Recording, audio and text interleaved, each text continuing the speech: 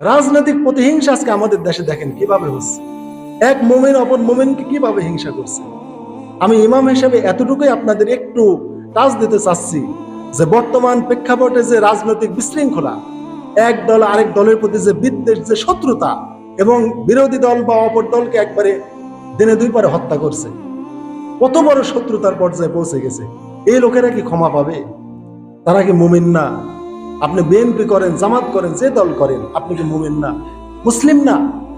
এই দলের কারণে, ভোটের কারণে এই 12 তারিখ মাত্র একটা দিন, সেই দিনটার আশায় সেই দিনে বিজয় হবেন মেরে কেটে, অপর দলকে খুন করে, হত্যা করে, তাকে শহীদ করে, তার স্ত্রীকে বিধবা বানিয়ে, তার সন্তানদেরকে এতিম বানিয়ে আপনি ক্ষমতায় যাবেন, এই আশায় কি আপনি লালন করছেন?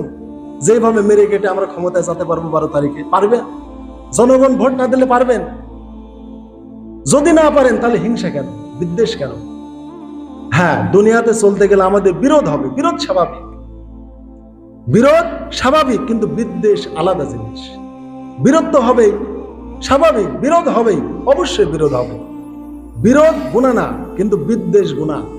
বিরোধ করলে গুনাহ হয় না, ওই ক্ষমা থেকে বঞ্চিত হয় না। বিরোধ হওয়া তো খুবই স্বাভাবিক, এরকম জাগতিক বিরোধিতা করলে কোনো গুনাহ হয় না। এই জন্য এক দল আরেক দলের বিরুদ্ধে ইলেকশন করলে, নির্বাচন করলে গুনাহ হয় না, কিন্তু ওইটাকে যখন বিদ্বেষে নিয়ে যাবেন তখন গুনাহ হবে। যে ওরা যেন পরাজয় বরণ করে, ওদেরকে ক্ষমতা আসতেই দেব না, ওরা যেন রাজপথে বের হতে না পারে, ওরা যেন নির্বাচনে ভোট কেন্দ্রে না যেতে পারে, এইরকম ভাবে যখন বিদ্বেষ পোষণ করবেন তখন আপনি হিংসুট হয়ে যাবেন। ওইটাকে বলা হচ্ছে হাসাদ এবং বাগদা, শত্রুতা এবং বিদ্বেষের পর্যায়ে চলে যায়। অতএব বিরোধিতা থাকবেই। আমাদের তো বিরোধিতা হয়, ভাইয়ের সাথে ভাইয়ের বিরোধিতা হয়, অনেক সময় বাপের সাথে আমার বিরোধিতা হয়। বিরোধিতায় কোনো গুনাহ হয় না, এগুলি জাগতিক মতামত। এই বিরোধিতা থাকবে, এই বিরোধিতা না করলে আমরা মানুষ চলতে পারবো না।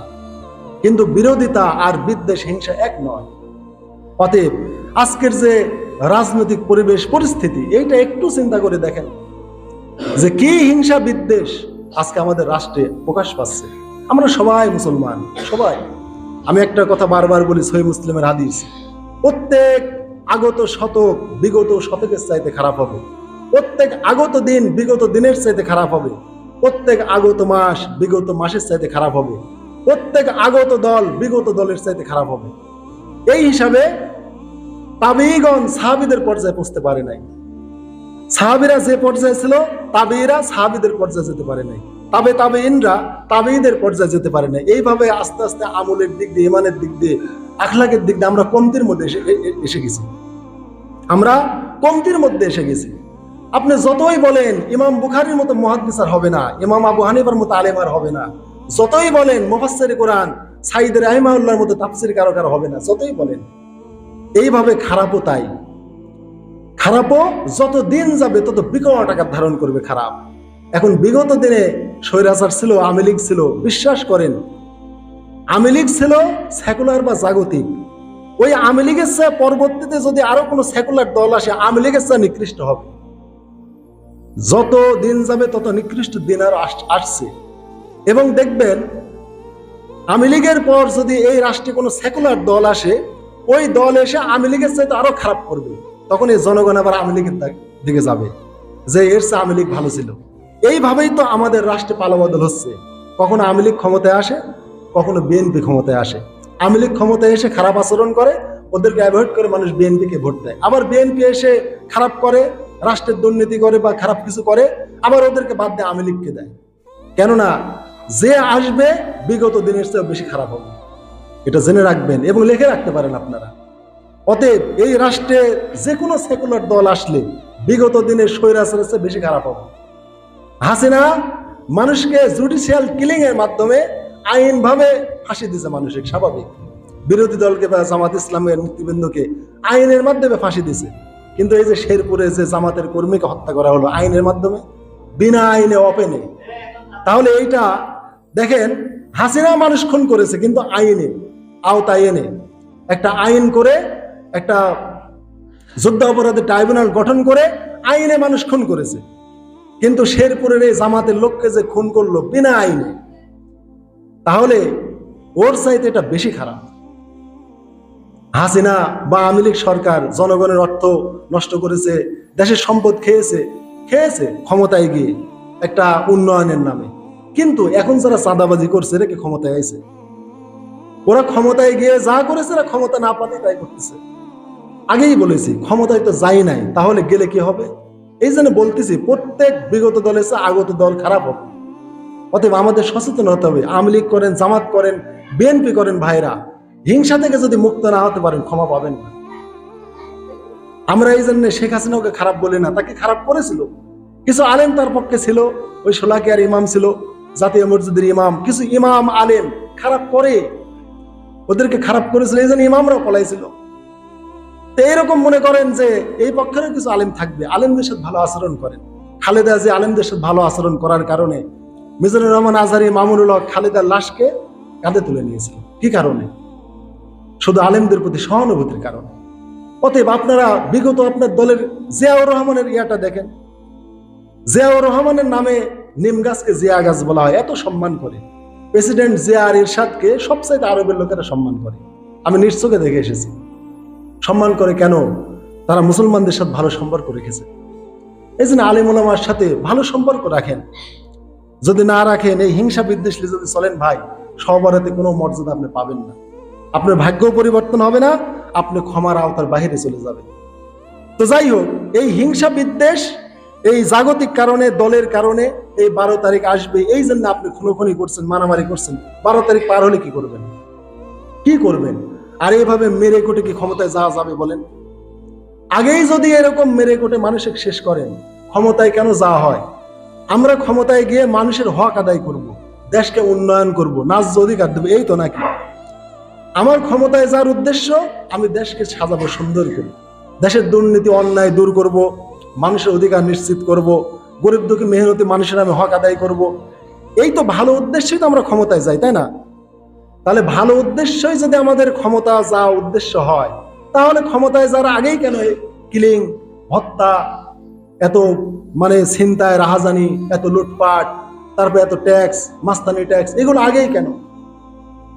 ক্ষমতায় যাওয়ার আগেই যদি এগুলি হয়, তাহলে এই দলগুলো কি মানুষ ক্ষমতায় দিবে?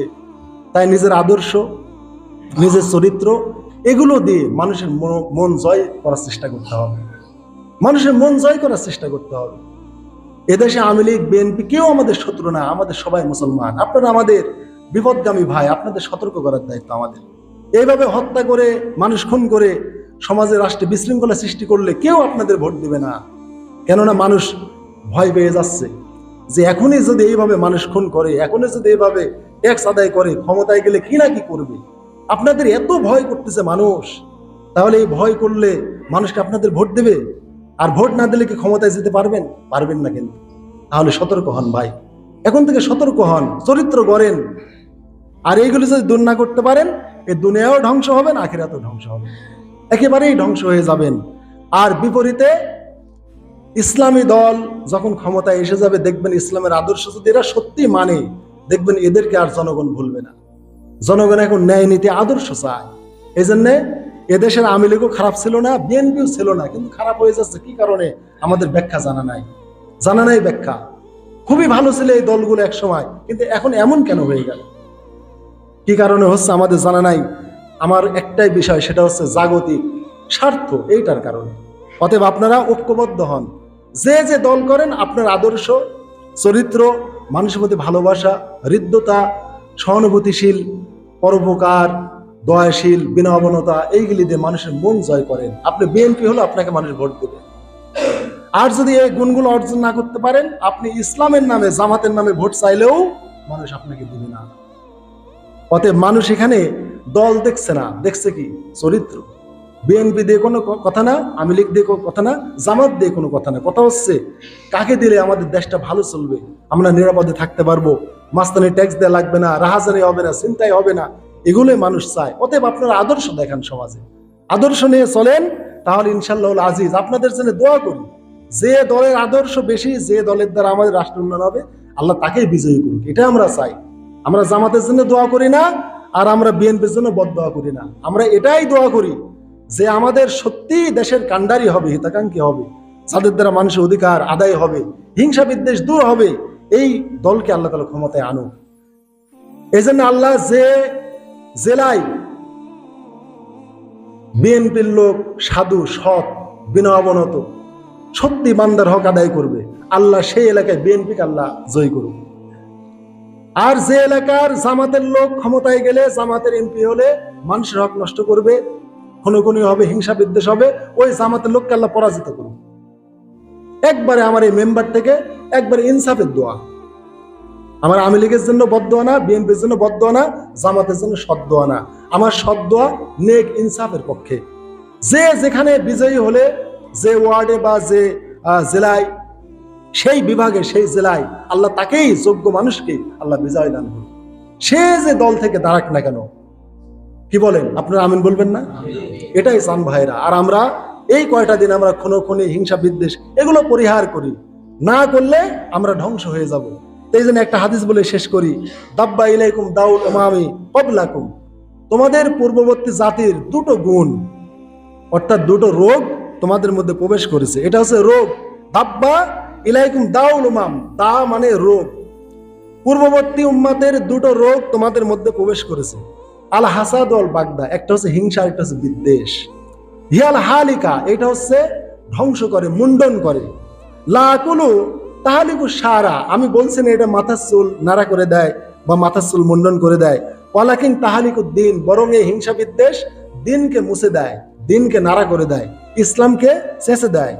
ওয়াল্লাযী নাফসি বিয়াদিহি লা তাদখুলুল জান্নাতা, আল্লাহর কসম করে বলছে আমি মুহাম্মদ, যে আল্লাহর হাতে আমার জীবন, লা তাদখুলুল জান্নাতা, তোমরা জান্নাতে যেতে পারবে না, হাত্তা তুমিনু, যতক্ষণ না ঈমানদার হবে। ওয়ালা তুমিনু, আর ওই পর্যন্ত ঈমানদার হতে পারবে না, হাত্তা তাহাব্বু, যতক্ষণ না তোমরা পরস্পরকে ভালোবাসবে।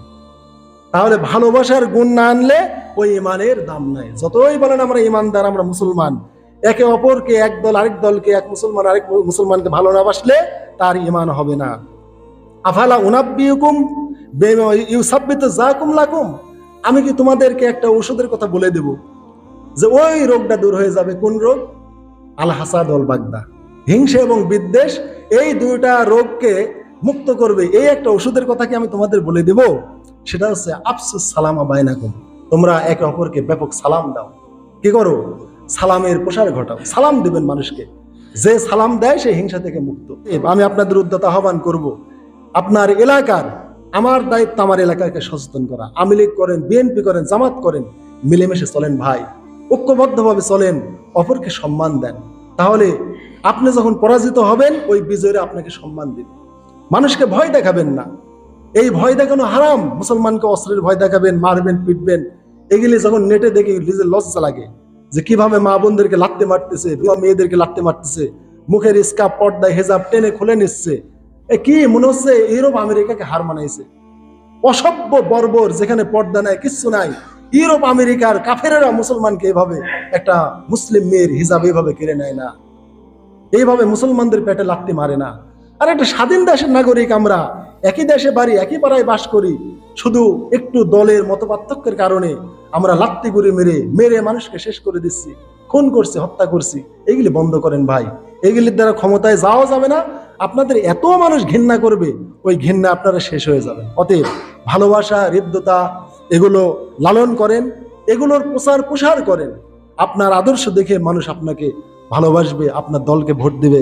আল্লাহ তাআলা আমাদের এই বিষয়গুলো আল্লাহ আমাদের কবুল করুক এবং এ সকল গুণ অর্জনের তৌফিক আল্লাহ আমাদের দান।